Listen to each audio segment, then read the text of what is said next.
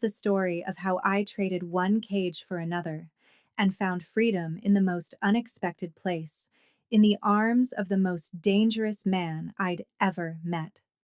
The ballroom glittered like a jewel box, all crystal chandeliers and champagne flutes catching the light. I stood at the edge of the dance floor in a gown that cost more than most people earned in a year, smiling until my cheeks ached.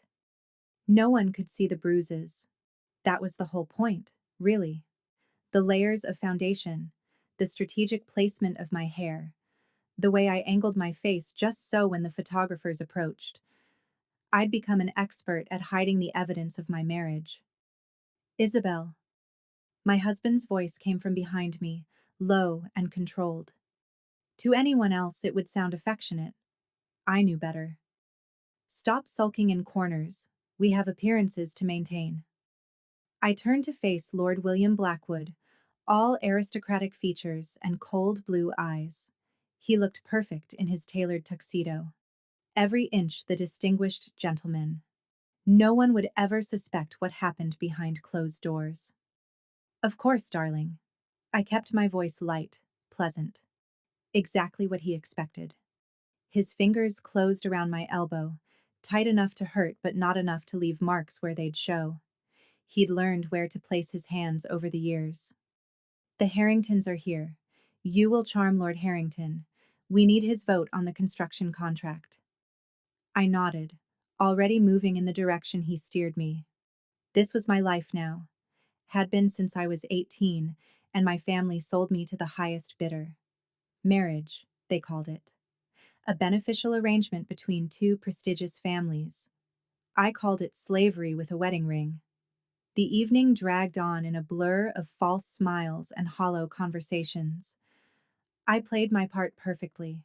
The devoted wife, the gracious lady, the ornament on William's arm. No one looked close enough to see the cracks in the facade. Until him. I felt his gaze before I saw him. It was like a physical touch, raising goosebumps along my bare shoulders. I turned, scanning the crowd, and found him watching me from across the room. He was tall, dark-haired, with a presence that seemed to command the space around him. Unlike the other men in their expensive suits, there was something raw about him, something untamed beneath the polish. His eyes, dark and intense, met mine, and for a moment, the crowded ballroom fell away. I looked away first, my heart hammering. Who was he? That's Damian Grayson, Lady Harrington whispered beside me, following my gaze. New money, import-export business, though there are rumors. What kind of rumors? I asked, trying to sound casual. She leaned closer, her perfume overwhelming. Connections to less savory enterprises, but he's terribly wealthy, so of course everyone overlooks it. He just returned from America, I hear. Before I could respond, William appeared at my side, his hand clamping down, on my waist. Time to leave. But the evening isn't now. His fingers dug into my side, just above my ribcage where no one could see. The threat was clear. I excused myself from Lady Harrington and followed William toward the exit, my pulse racing for all the wrong reasons. But as we passed through the crowd, I felt that gaze again. I couldn't help it. I glanced back. Damian Grayson was still watching me. And this time, I saw something in his eyes that made my breath catch. Recognition. Not of who I was, but of what I was hiding. He saw me. Really saw me. And that terrified me more than anything William had ever done. The car ride home was silent. William sat beside me, scrolling through his phone, his jaw tight with barely contained anger. I knew that look. Knew what was coming. I should have been more careful. Should have smiled more, laughed at Lord Harrington's terrible jokes, been more attentive. I'd failed somehow, and now I would pay for it. The mansion loomed ahead, all Victorian Gothic architecture and manicured grounds. My prison, dressed up as a palace. William dismissed the driver and grabbed my arm the moment we were inside, dragging me through the foyer and up the grand staircase. My heels caught on the carpeted steps, but his grip never loosened. William, please. Shut up. He shoved me through the bedroom door, slamming it behind us. Do you have any idea how you embarrassed me tonight? I backed away, my hands raised. I don't understand. I did everything you asked. You were staring at Damian Grayson like a lovesick fool. His voice rose, echoing off the high ceilings. Everyone saw you. The Harringtons, the Pembertons, everyone. I wasn't. I barely looked at him. The slap came fast, snapping my head to the side. Pain exploded across my cheek, sharp and hot. I stumbled, catching myself on the edge of the vanity. Don't lie to me, Isabel. William advanced, his face twisted with rage. You're my wife. Mine. And you will show me the respect I deserve. He hit me again, harder this time. I fell to my knees, tasting blood. The room spun, my ears ringing. Get up. He grabbed a fistful of my hair, yanking me upright. Look at me when I'm speaking to you. I forced myself to meet his eyes, knowing resistance would only make it worse. This was the real William Blackwood. Not the charming lord the world saw, but the monster I'd married. He shoved me away, and I collapsed onto the floor, my body curling instinctively into a protective position. I heard him pacing, heard the clink of his belt buckle. You're pathetic, he spat. Your family was nothing before you married me. Nothing. And this is how you repay me? By humiliating me in public? I didn't respond. Had learned long ago that anything I said would only fuel his rage. Better to stay silent, to wait for the storm to pass. Eventually, it did. William left, slamming the bedroom door behind him. I heard the lock click from the saw. Outside, I lay on the floor for a long time, waiting for the pain to subside. The right side of my face was already swelling, I could feel it. Tomorrow, there would be bruises. More makeup to hide, more lies to tell. But something was different this time. As I finally pulled myself up and stumbled to the bathroom, I caught sight of my reflection in the mirror. One eye was already darkening, my lips split and bleeding. And all I could think about was the way Damian Grayson had looked at me. Like he knew. Like he understood. The thought should have frightened me. Instead, for the first time in years, I felt something else. Hope. 2 weeks passed before I saw Damian again.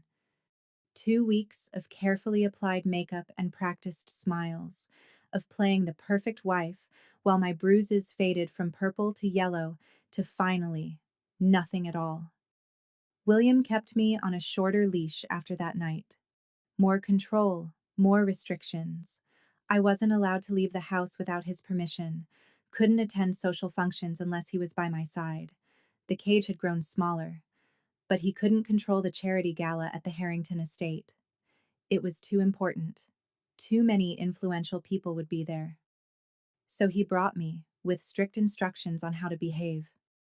I wore a high-necked gown in deep emerald that covered the fading marks on my collarbone. My makeup was flawless, my smile firmly in place.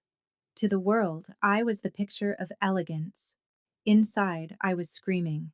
The gala was held in the Harrington's sprawling gardens, lit by thousands of fairy lights strung through the trees. It was beautiful, magical even. I stood at the edge of the crowd, champagne in hand, watching couples dance beneath the stars. You don't look like you're enjoying yourself. The voice came from behind me, deep, smooth, with an edge that sent shivers down my spine. I turned to find Damian Grayson standing there, 2 glasses of champagne in his hands. Up close, he was even more devastating. Tall and broad-shouldered, with dark hair that fell just slightly over his forehead, and eyes so dark they were almost black.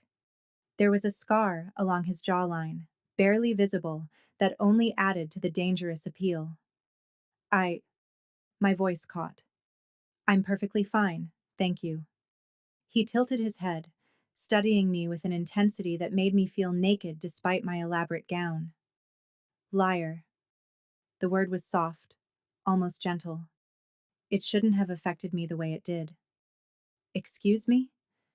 You're not fine. You haven't been fine for a long time. He offered me one of the champagne glasses. I'm Damian Grayson. I know who you are. I didn't take the glass. And I'm married, Mr. Grayson. I know who you are too, Lady Blackwood.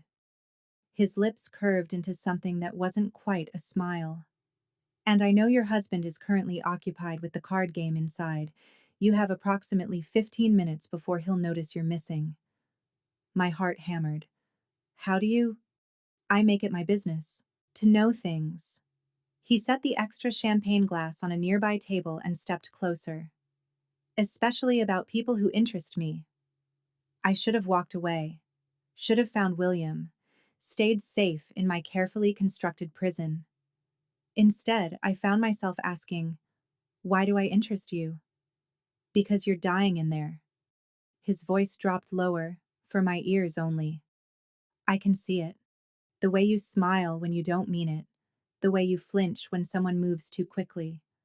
The way you angle your face to hide the places where makeup is just a little too thick. My breath caught. He did see me. Really saw me. I don't know what you're talking about. Yes, you do. His hand came up, not touching me, but close enough that I could feel the heat of his skin. And when you're ready to stop pretending, when you're ready to leave that cage you're living in, you call me. He pressed a card into my palm, his fingers brushing mine for just a second. The contact was electric, sending heat racing up my arm. I can't, I whispered, even as my fingers closed around the card. You don't understand. I understand more than you think. His eyes held mine, and I saw something there. Not pity, but recognition. As if he knew what it was like to be trapped, to feel powerless. He's going to kill you eventually, Isabel. Maybe not today, maybe not tomorrow. But men like William Blackwood don't stop. They only escalate. The truth of his words hit me like a physical blow. I'd known it, somewhere deep down. Had felt it in the increasing frequency of William's rages, the growing violence. Why do you care? I asked, my voice breaking. Damien's expression softened just slightly. Because no one should have to live like that. And because... He paused, something flickering in his dark eyes. Because I know what it's like to feel powerless. Before I could respond, I heard William's voice calling for me. Damien stepped back smoothly, the distance between us suddenly professional. Think about it, he said quietly. When you're ready. Then he was gone, disappearing into the crowd like a shadow. I stood there, clutching his card in my hand, my heart racing. William found me moments later, his grip on my arm just tight enough to hurt. Who are you talking to? No one, I lied, slipping the card into the hidden pocket of my gown. Just admiring the gardens. He pulled me closer, his breath hot against my ear. You're lying. I saw you with Grayson. My blood turned to ice. He introduced himself. It was nothing, just pleasantries. William's fingers dug into my arm hard enough to bruise. If I ever see you speaking to him again, Isabel, you'll regret it. Do you understand? I nodded, unable to speak past the fear lodging in my throat. Good. He released me, his expression smoothing into a pleasant smile as another couple approached. Now smile. We have appearances to maintain. I smiled, played my part. But in my pocket, I could feel the weight of Damien's card, a lifeline, a way out. The question was, did I have the courage to use it? The answer came 3 nights later. William came home drunk, which was never a good sign. I heard him stumbling through the house, slamming doors, his voice raised in anger at the servants. I locked myself in the bedroom, praying he would pass out before he remembered I existed. But God wasn't listening that night. The bedroom door burst open, the lock splintering under William's shoulder. He stood in the doorway, swaying slightly, his eyes bloodshot and filled with rage. You think you can hide from me? His words slurred together. In my own house? William, please. You're drunk. Let's talk in the morning. He crossed the room in 3 strides, his hand wrapping around my throat. I gasped, clawing at his fingers as he lifted me onto my toes. I saw you. Spittle flew from his lips. At the gala, the way you looked at him, like a whore. I didn't, I wasn't, the words came out strangled. He threw me onto the bed and I scrambled backward, but there was nowhere to go. He was on me in seconds, his weight pinning me down, his hand still at my throat. You're mine, he hissed. Mine. And I'll kill you before I let another man have you. I couldn't breathe. Black spots danced at the edges of my vision. This was it. This was how I died. At the hands of my husband in the bedroom we shared where no one would hear me scream. But then something in me snapped. Maybe it was the oxygen deprivation. Maybe it was the memory of Damien's words. He's going to kill you eventually. But suddenly, I wasn't willing to die like this. I brought my knee up hard, connecting with William's groin. He howled, his grip loosening just enough for me to gulp air. I shoved him, harder than I'd ever dared before, and ran. I didn't think, didn't grab anything. Just ran. Down the stairs, through the foyer, out the front door in nothing but my nightgown and bare feet. Behind me, I heard William roaring, heard him coming after me. I ran until my lungs burned, until my feet bled on the cobblestones, until I couldn't hear him anymore. Then I collapsed in an alley between 2 buildings, gasping for air, my whole body shaking. That's when I remembered the card. Damien had said to call when I was ready. I wasn't sure I was ready, wasn't sure of anything except that I couldn't go back to that house. Couldn't face William again. With trembling fingers, I pulled my phone from the pocket of my nightgown. Thank God I'd had the presence of mind to grab it, and dialed the number on Damien's card. It rang once, twice. What if he didn't answer? What if this was all some sick game? Isabel. His voice came through the line, alert despite the late hour. Where are you? I. My voice broke. I don't know. I ran. He tried to. William, Are you hurt? The question was sharp, commanding. I don't know. I can't think. I just. I need. Listen to me. His voice cut through my panic like a knife. I need you to breathe. Can you do that? I tried, sucking in air through my bruised throat. Good. Now look around. Tell me what you see. I forced myself to focus.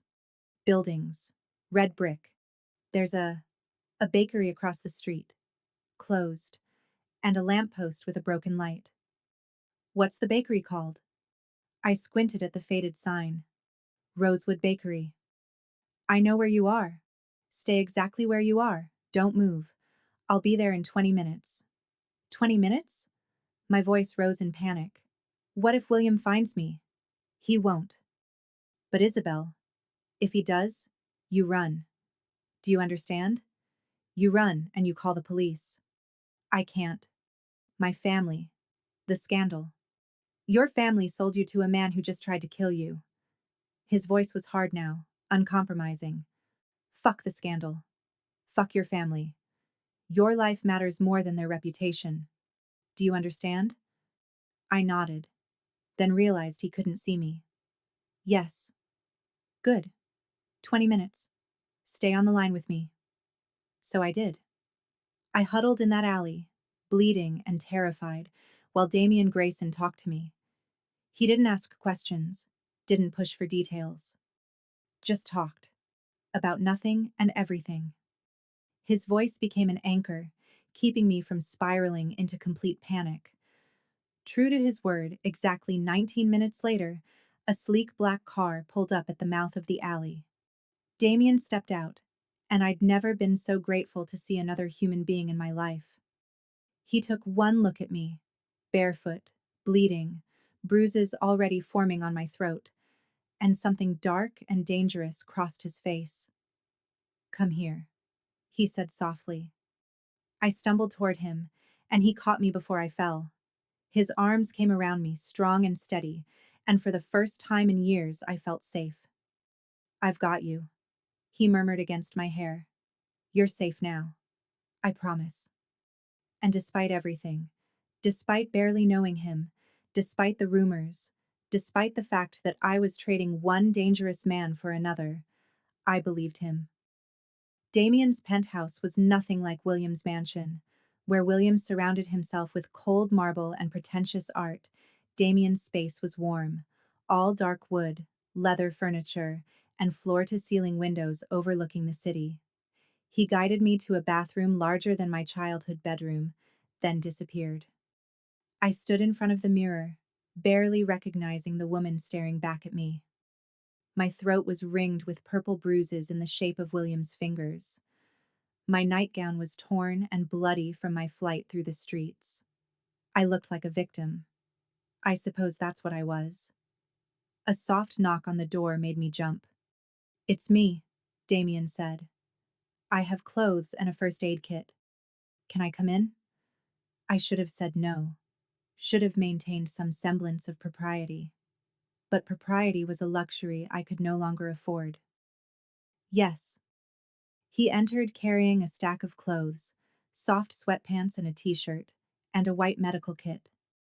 His eyes swept over me, cataloging my injuries with a clinical efficiency that somehow made me feel less exposed. "Sit," he said, gesturing to the edge of the bathtub. I obeyed, too exhausted to argue. He knelt in front of me, opening the medical kit. "This is going to sting," he warned before cleaning the cuts on my feet with antiseptic. I hissed at the burn, and his hand automatically went to my knee, a gesture of comfort. "Why are you helping me?" I asked quietly. He didn't look up from bandaging my foot. "Why wouldn't I? You don't know me." "I know enough." He moved to my other foot, his touch surprisingly gentle for someone with such calloused hands. "I know your husband is a monster. I know you deserve better." "The rumors about you," I said. "Are they true? The connections to less legal enterprises?" His hands stilled. Then he looked up at me, his dark eyes meeting mine. "Yes." The honesty shocked me. Most men would have lied, would have tried to maintain the facade. But not Damien. "I'm not a good man, Isabel," he continued. "I've done things I'm not proud of. Hurt people who got in my way. Built an empire on blood and fear." He paused. "But I've never raised my hand to a woman. Never used my strength to terrorize someone weaker than me. So yes, I'm dangerous. But not to you. Never to you." I believed him. Maybe I was a fool. Maybe I was just desperate. But looking into his eyes, I believed every word. "What happens now?" I asked. "Now you rest. Tomorrow, we figure out next steps." He stood, offering me his hand. "But Isabel, you're not going back to him. That's non-negotiable. He'll look for me. My family will. Let them look." Something hard and dangerous glinted in his eyes. "They won't find you unless you want to be found." After he left me to change, I stood under the shower spray until the water ran cold, washing away the blood and fear. The clothes he'd given me smelled like him, cedar and leather and something uniquely male. I found myself breathing it in, letting it ground me. When I emerged, I found Damien in the kitchen, making tea.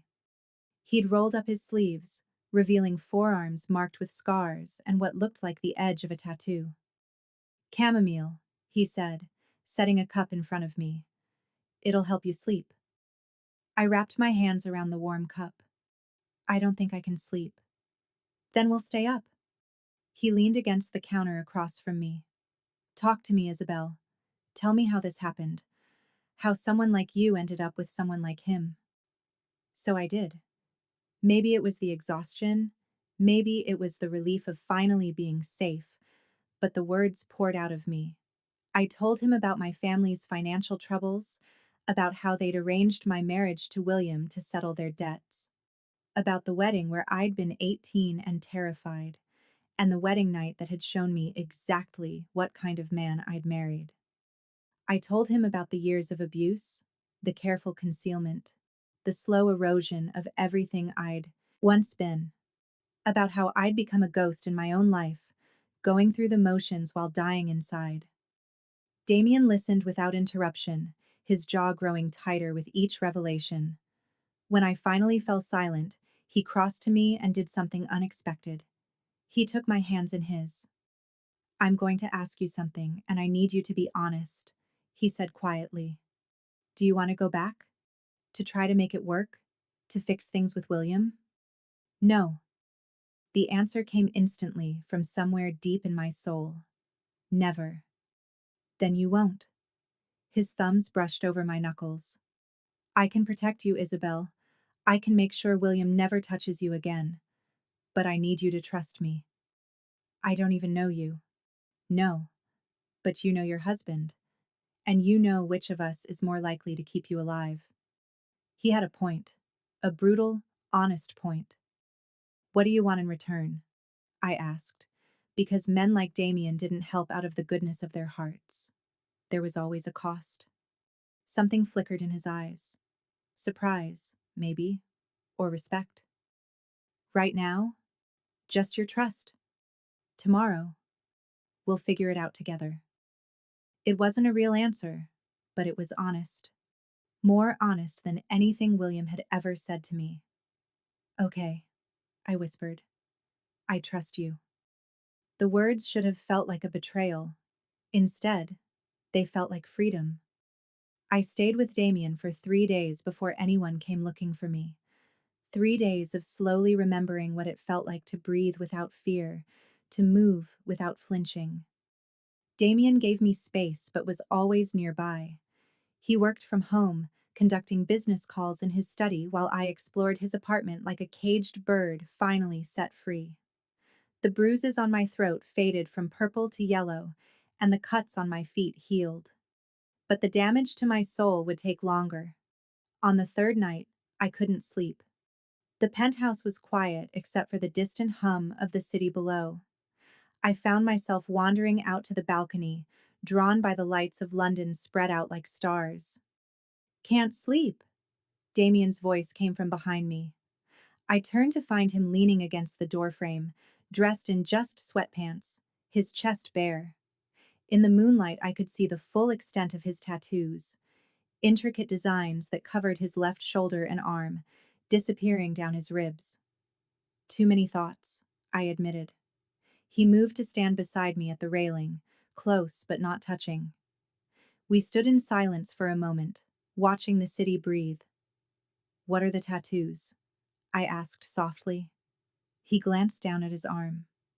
"Reminders of where I came from, who I was, who I don't want to be again."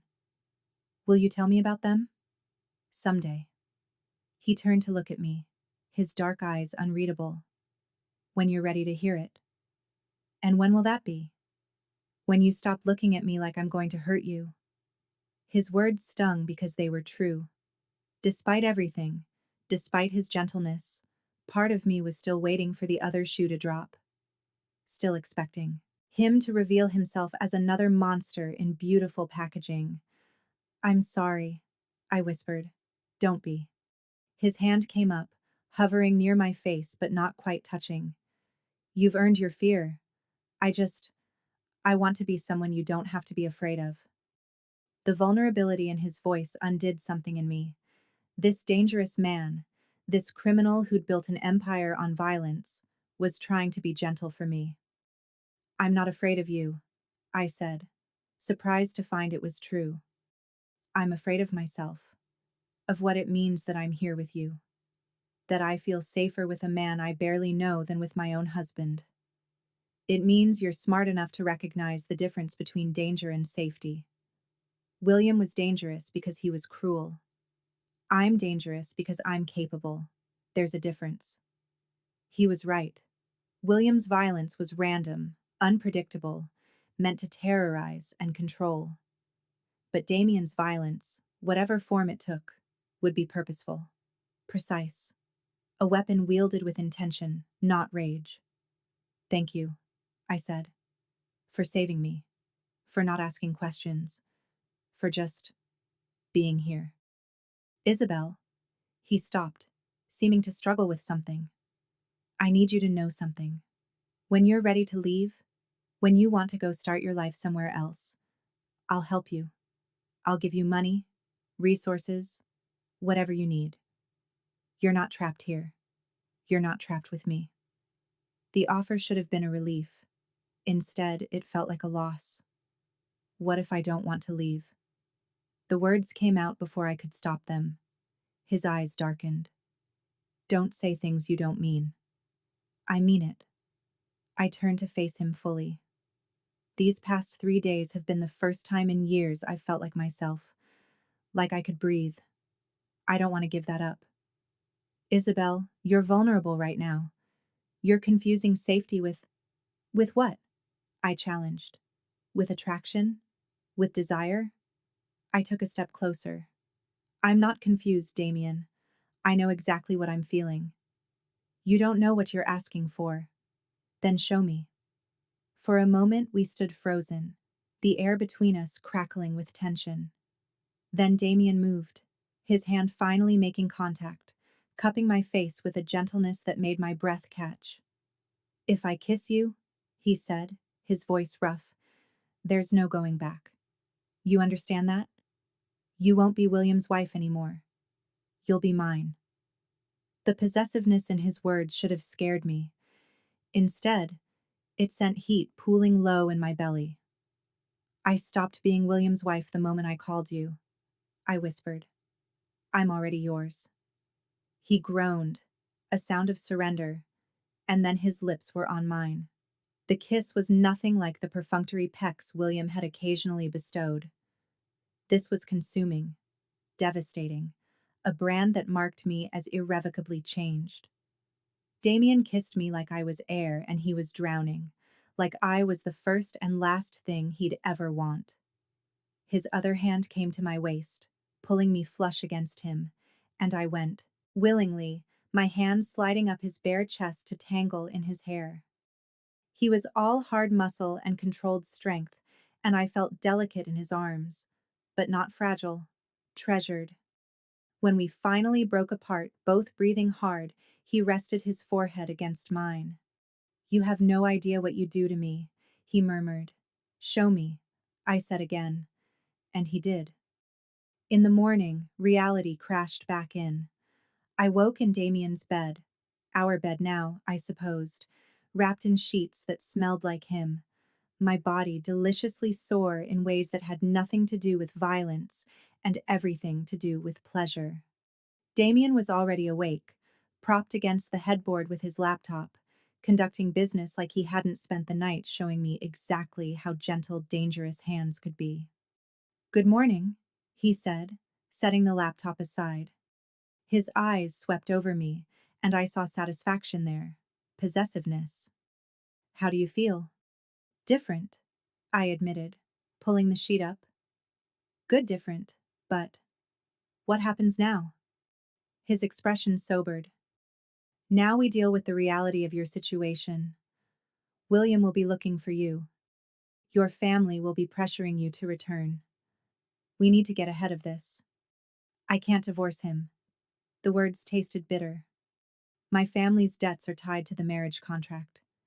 If I leave, if I file for divorce, they lose everything. Then we don't divorce him. Damien's voice was cold, calculated. We disappear. I stared at him. What? You heard me? We leave England, start over somewhere else. America, maybe. I have connections there, resources. William can't control what he can't find. You would do that? Leave everything behind? He reached out, tucking a strand of hair behind my ear. I told you, Isabel. I'm done with this world anyway. I've made my money, established my empire. The only thing keeping me here was inertia. But you? His thumb brushed my lower lip. You're a reason to leave, a reason to start over, be someone better. What about your business? Your connections? I'll transfer control to my second. He's been wanting to take over for years anyway. Damien's expression hardened. The life I've been living, it's not one I want anymore. I'm tired of the violence, the constant watching my back. I'm tired of being what this world made me. I understood that feeling more than he knew. When would we leave? As soon as possible. 2 weeks, maybe 3. I need to arrange documentation, liquidate certain assets, set up accounts in the States. William will try to stop us. William won't know until we're gone. His eyes met mine, fierce and protective. I promise you, Isabel, I won't let him hurt you again. Not ever. I believed him. Maybe I was a fool, but I believed every word. Over the next 2 weeks, I watched Damien dismantle his entire life with the precision of a man who'd built empires. He arranged false documents, booked passage on a ship to New York, transferred millions to untraceable accounts. And through it all, we fell deeper into whatever this thing between us was. It was more than just physical, though God knew the chemistry between us was explosive. It was understanding, companionship, a meeting of two souls who'd been caged for too long. I learned about his past, how he'd grown up in poverty, how his younger brother had died in a gang fight when Damien was 20, how that death had driven him to build his empire, to become so powerful that no one could hurt him or those he loved again. I failed him, Damien told me one night as we lay tangled together. My brother. I wasn't strong enough, wasn't ruthless enough. By the time I was, it was too late. That wasn't your fault, I said softly, tracing the tattoo on his chest, a name, Marcus, over his heart. Wasn't it? I was supposed to protect him. That's what big brothers do. His arms tightened around me. But I won't fail you, Isabel, I swear it. I know. And I did. Whatever demons Damien carried, whatever darkness lurked in his past, I trusted him with my life, with my heart. 3 days before we were set to leave, William finally made his move. Damien and I were in the penthouse when his phone rang. He checked the caller ID and his expression darkened. It's my second. Something's wrong. He answered. Talk to me. I watched as his jaw tightened, watched the fury build in his eyes. When? A pause. How many? Another pause. Understood. Activate Protocol 7. He hung up, and when he looked at me, I saw something I'd never seen before. Fear. We need to leave. Now. What's happened? William knows where you are. He's coming here with private security. We have maybe an hour. My blood turned to ice. How did he find me? Does it matter? Damien was already moving, pulling out a go bag from his closet. Get dressed. Warm clothes, comfortable shoes. Bring nothing that can be traced. I stumbled into motion, terror and adrenaline flooding my system. This was it. This was the moment we'd been preparing for. We were on the run. We made it out of the penthouse with 20 minutes to spare. Damien had routes planned, backup plans for the backup plans. We took a service elevator to the basement parking, where an unmarked car waited. Where are we going? I asked as he peeled out onto the street. The docks. Our ship leaves at midnight. We just need to stay hidden until then. But William had resources too. As we navigated through London's streets, I saw the first signs of pursuit. Black SUVs with tinted windows, moving too deliberately to be coincidence. They're behind us, I whispered. I see them. Damien's hands were steady on the wheel, but I could see the tension in his shoulders. Hold on. What followed was the most terrifying hour of my life. Damien drove like a man possessed, weaving through traffic, taking turns at speeds that made my stomach lurch. Behind us, William's security kept pace. We finally lost them in the maze of East End streets. But Damien didn't slow down. We can't risk going to the docks now. They'll have people watching. Then what do we do? He pulled into an alley, killing the engine. We wait until dark, then we make a run for it on foot. It's risky, but it's our best shot. We huddled in that car for hours as the sun set, waiting. Damien made calls, arranged for alternate transportation, backup routes, but I could see the worry in his eyes. We're going to make it, I said, taking his hand. We have to. He brought my hand to his lips. I won't let him take you back, Isabel. I'd die first. Don't say that. I mean it. His eyes were fierce.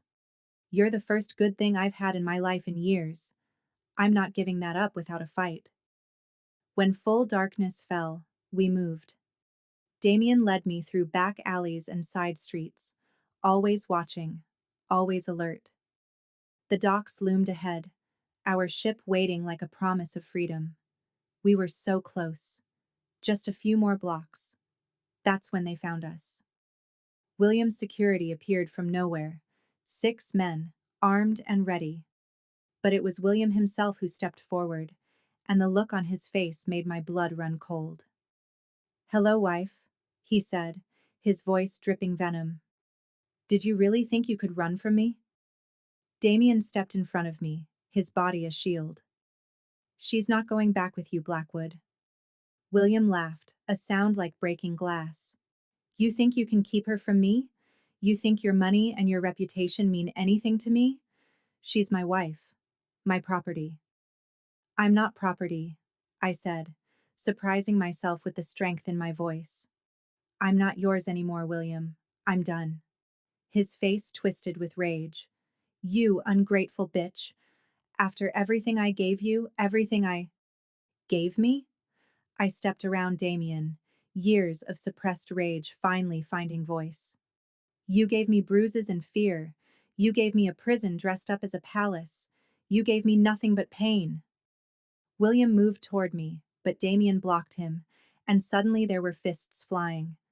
Damien fought like a man with everything to lose, taking on 2 of the security guards at once, but they had numbers on their side. I watched in horror as they overwhelmed him, as William pulled a gun from his jacket and pointed it at Damien's head. "No!" I screamed, throwing myself between them. Everything froze. The world narrowed to the barrel of that gun, pointed now at my chest instead of Damien's head. "Move, Isabel," William ordered, "or I'll shoot through you to get to him." "Then shoot me." The words came out steady. "Sure. Because I'm not moving. I'm not going back with you. I'd rather die free than live as your prisoner one more day." Something flickered in William's eyes. Shock, maybe? Or the realization that he'd finally, truly, lost me. His finger tightened on the trigger, but the shot never came. Instead, police sirens wailed, growing louder.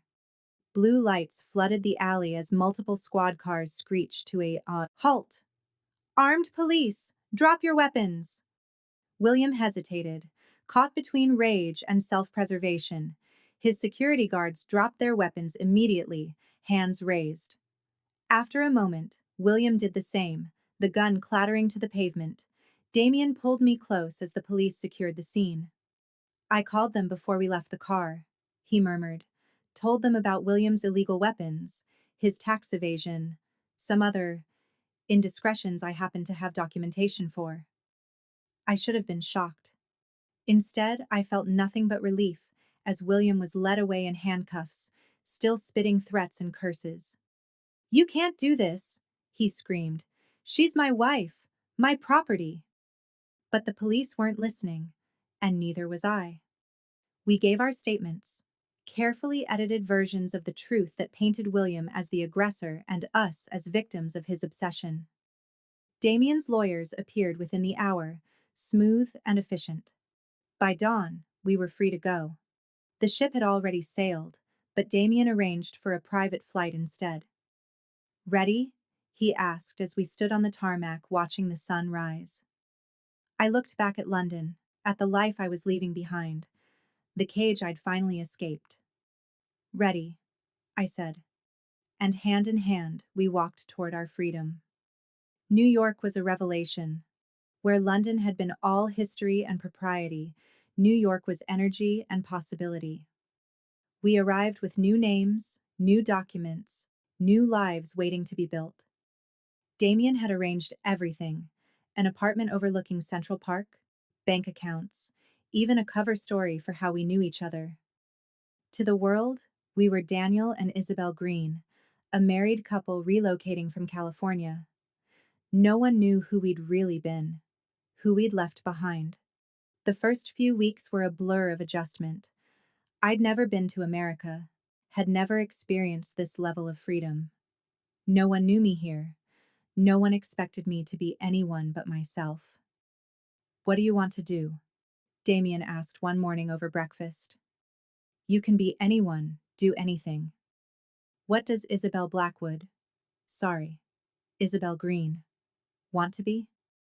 I thought about it, really thought about it for the first time in years. "I want to help people, women like me, who are trapped. I want to give them the escape I got." His eyes softened. "Then that's what you'll do. I'll fund it, you run it. A sanctuary for women fleeing abuse." "Damien, I can't ask you to." "You're not asking. I'm offering." He took my hand across the table. "I have more money than I could spend in 10 lifetimes. Let me use it for something good. Let me help you help them." And so we built it together. A shelter that provided not just housing but legal aid, job training, therapy. We called it Hope House, and within 6 months, we were helping dozens of women start over. I'd found my purpose, and with Damien by my side, I'd found my peace. We settled into a life that felt impossibly normal after everything we'd been through. Quiet mornings, lazy Sundays, dinners cooked together in our kitchen.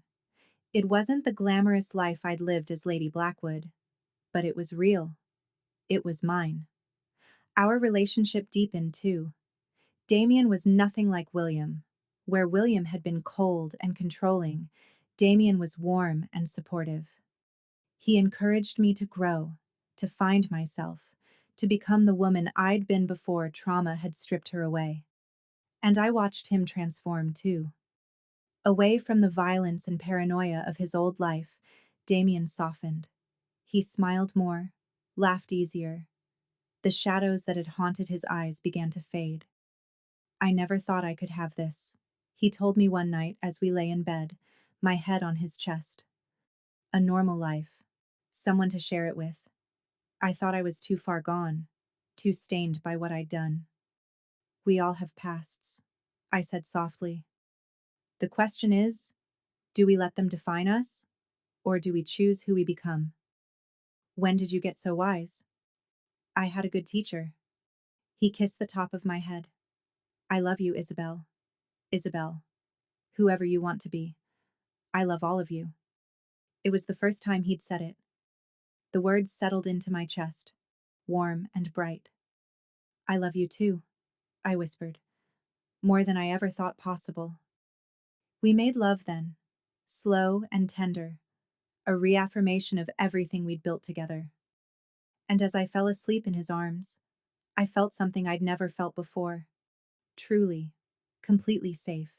But safety, I would learn, was always temporary. The first hint of trouble came 6 months into our new life. Damien came home late one evening, his expression dark. I knew that look, had learned to read his moods, his silences. "What's wrong?" I asked, setting aside the case file I'd been reviewing for Hope House. He loosened his tie, pouring himself a drink. "Someone from my old life has been asking questions, trying to find out where I went, what I'm doing." My stomach clenched. "Who?" "Marcus Vane." The name came out like a curse. My former partner.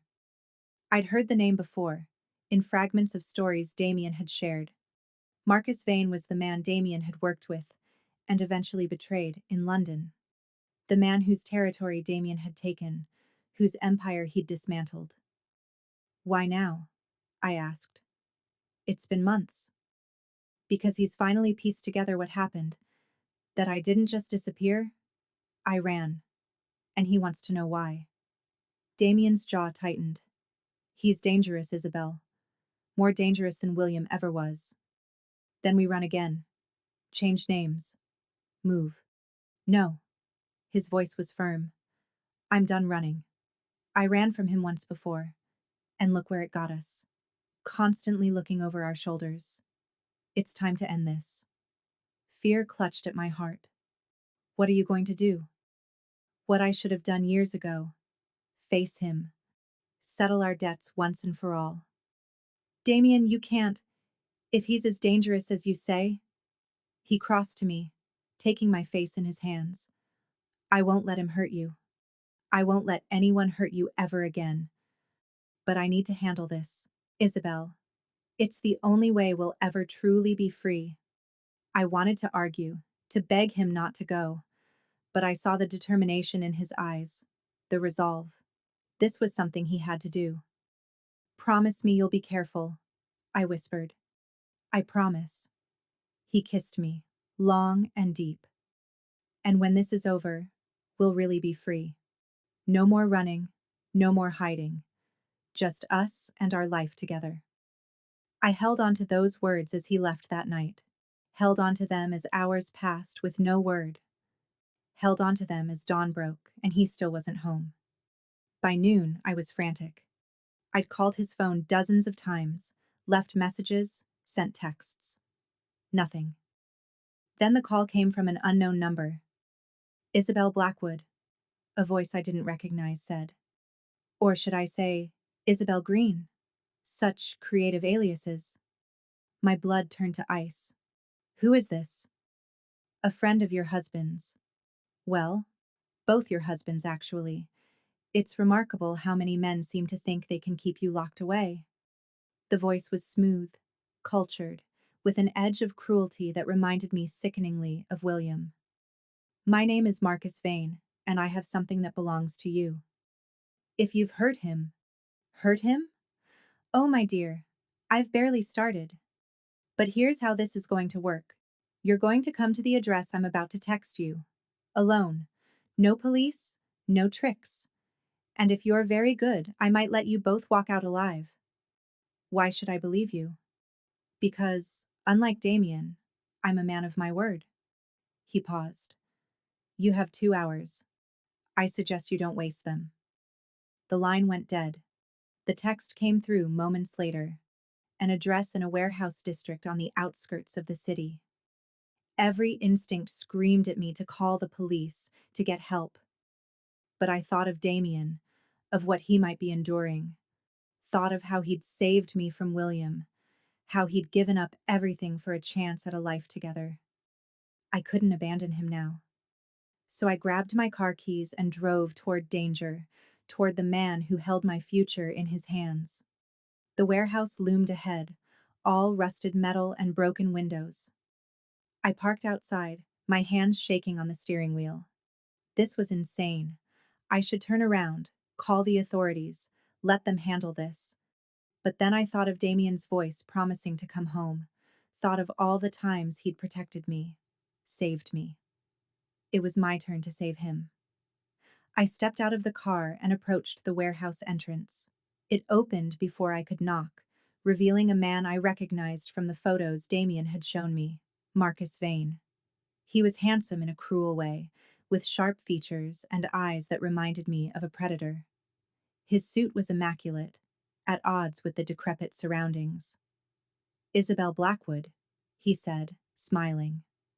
Or do you prefer Isabel Green? I must say, the blonde hair suits you better than the brunette. More tragic heroine, less ice queen. Where is he? I demanded, so impatient. Marcus stepped aside, gesturing for me to enter. This way, please. Followed him through the warehouse, past rusted machinery and stacked crates, my heart pounding. We emerged into a large open space and my breath caught. Damien was chained to a support beam, his face bruised and bloody. His eyes widened when he saw me. Isabel, no, you shouldn't have come. Shut up, Damien. Marcus's voice was casual, but the gun in his hand was not. Your little bird has flown into the cage all on her own. Isn't it romantic? I rushed toward Damien, but Marcus grabbed my arm, yanking me back. Not so fast, darling. We have business to discuss first. Let him go, I said, hating how my voice shook.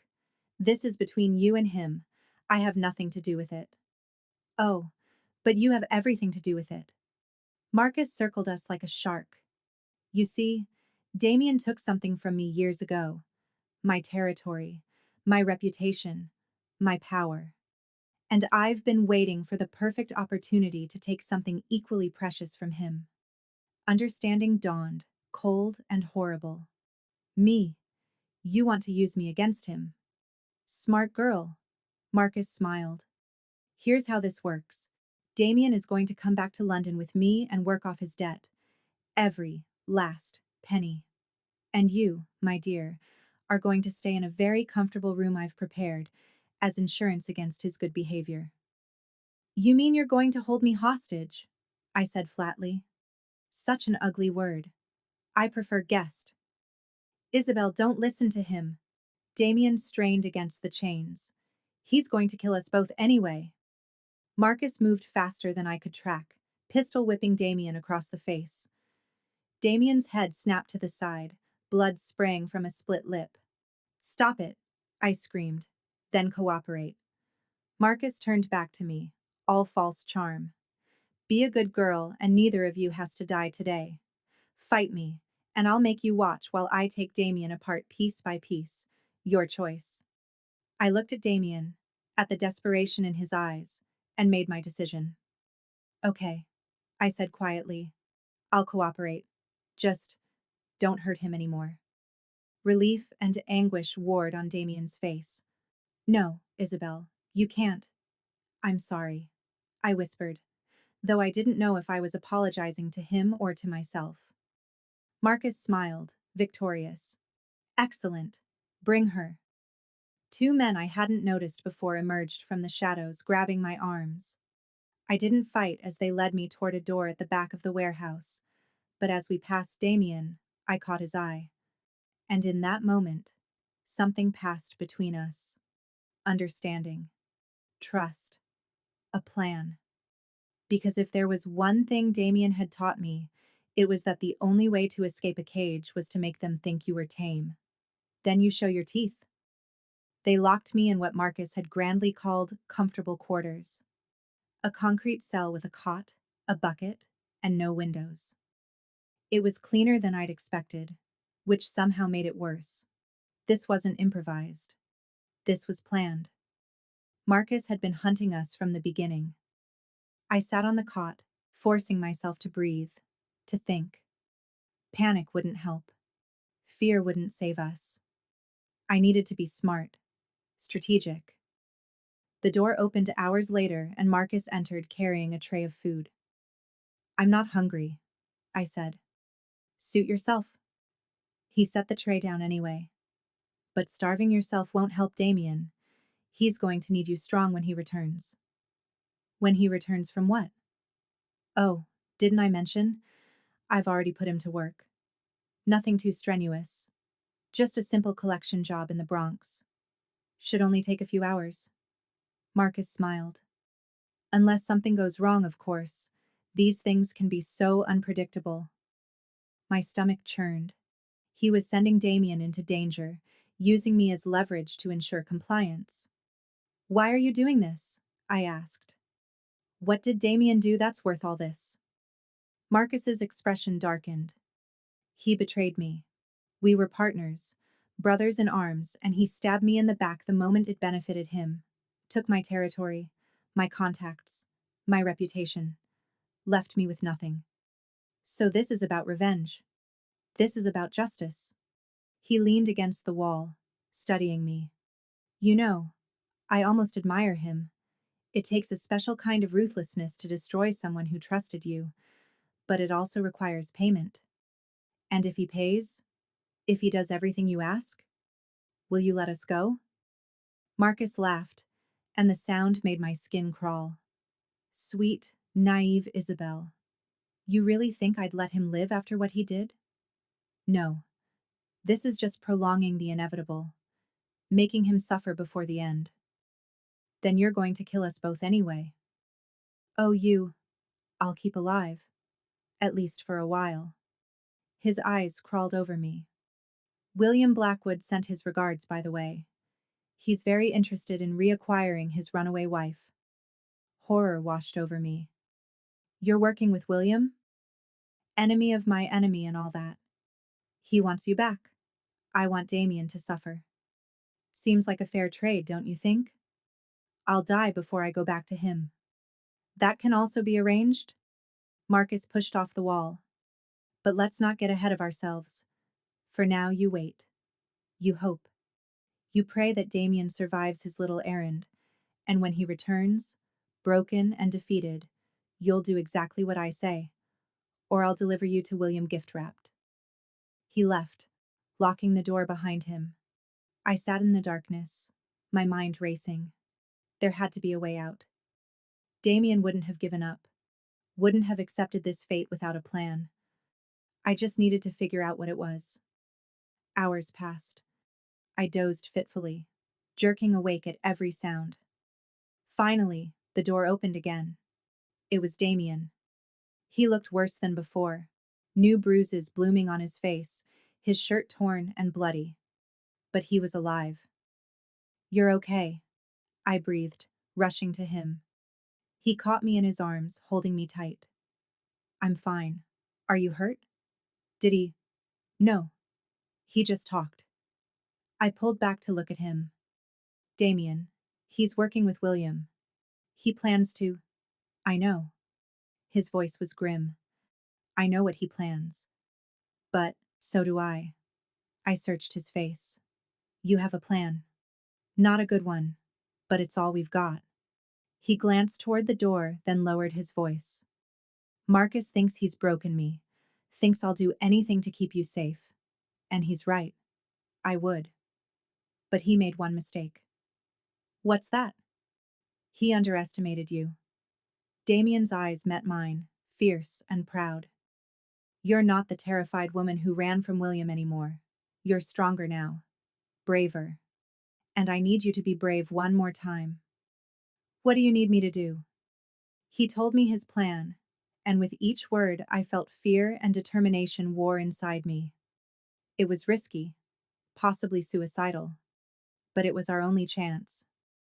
Can you do it? He asked when he'd finished. I thought of everything we'd been through, everything we'd built together. Thought of the life waiting for us if we could just survive this. Yes, I said. I can do it. He kissed me then, hard and desperate. If something goes wrong, if it all falls apart, you run. You leave me behind and you run. Promise me. Damien. Promise me, Isabel, please. I couldn't make that promise. Wouldn't. But I nodded anyway, letting him believe the lie. Because if we were going down, we were going down together.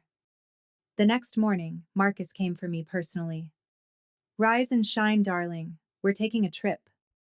I blinked up at him, feigning grogginess. Where? To see an old friend of yours. William is very eager to be reunited with his wife. My blood ran cold, but I forced myself to remain calm. This was part of the plan. Had to be. They led me out of the cell, through the warehouse. I didn't see Damien anywhere, but I felt his presence. Knew he was watching, waiting for his moment. 3 of Marcus's men surrounded me, guns visible. Outside, a black SUV waited, engine running. This was it. The moment. As they opened the vehicle door to shove me inside, I made my move. I'd been practicing the motion all night, perfecting it. I dropped my weight suddenly, surprising the man gripping my arm. He stumbled, and I twisted, driving my elbow into his throat. He went down choking, and I grabbed for his gun. But Marcus was faster. His hand clamped around my wrist, twisting until I gasped in pain and dropped the weapon. Very spirited, he said, spinning me around. But ultimately, the gunshot cut him off. One of his men dropped, a red bloom spreading across his chest. Then another shot. Another man down. Marcus dove for cover, dragging me with him. I fought against his grip, scratching and biting, anything to break free. Then Damien was there, appearing from behind a stack of crates like an avenging angel. His fist connected with Marcus's jaw, and suddenly, I was free. Run! Damien shouted. But I didn't run. Instead, I grabbed the gun the first man had dropped and aimed it at Marcus, who was struggling to his feet. Don't move, I ordered, surprised by how steady my voice was. Marcus froze, his eyes darting between Damien and me. You won't shoot me. You're not a killer, Isabel. You're right, I said. I'm not. But I am someone who's very tired of men trying to cage me. I pulled the trigger. The shot went wide, intentionally, but close enough to make Marcus flinch. In that moment of distraction, Damien was on him, and the two men went down in a tangle of fists and fury. I wanted to look away, but I forced myself to watch.